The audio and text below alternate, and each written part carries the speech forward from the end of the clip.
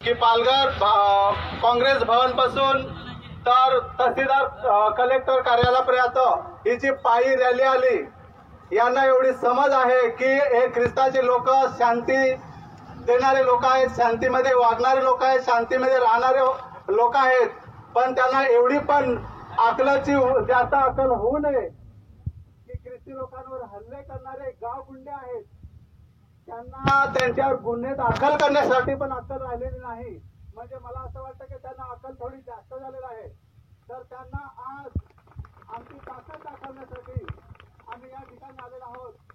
या ठिकाणी आम्ही जे कलेक्टर साहेब आहेत त्यांना आम्ही सांगू इच्छितो की आमच्या ख्रिस्ती बांधवांचे घरामध्ये गावामध्ये ठिकठिकाणी प्रार्थना करतात आणि प्रार्थना स्थळामध्ये हे गावगुंडे मात्रासारखे चाले करणारे हे गावामध्ये परमिशन न घेता, कोणाच्या घरामध्ये परमिशन न घेता हे घरामध्ये गावामध्ये घुसून प्रार्थना स्थळामध्ये घुसून सेवकांना आणि प्रभू येशू ख्रिस्ताची प्रार्थना करणाऱ्यांना मारहाण करतात.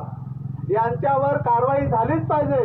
आणि जर या लोकांवर कारवाई झाली नाही तर या Wada police station, Jawhar police station, Dahanu police station या पालघर जिल्ह्यातले सर्व पोलीस स्टेशनला आम्ही लॉक करू आणि ताला मारून आम्ही त्या ठिकाणी जाहीर आंदोलन करू, आम्ही उपोषण करू.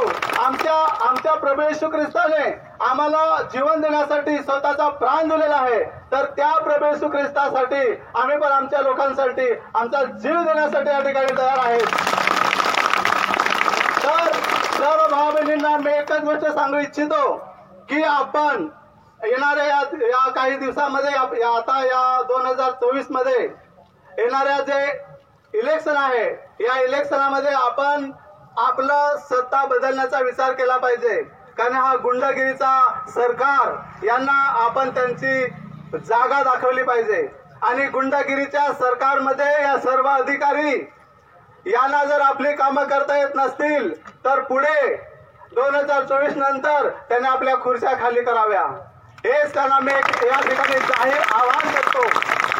आणि आज या ठिकाणी मोठ्या संख्येने तुम्ही उपस्थित झालेले आहेत. या ठिकाणी आपल्यामध्ये पास्टर राजू या ठिकाणी आहेत. ते आपल्याला एक सुंदर देवाच्या गीतामध्ये घेऊन जातील, कारण आपण सर्व प्रभू येशू ख्रिस्ताचे भक्त आहेत. तर पास्टर राजू या ठिकाणी त्यांना मी बोलवतो.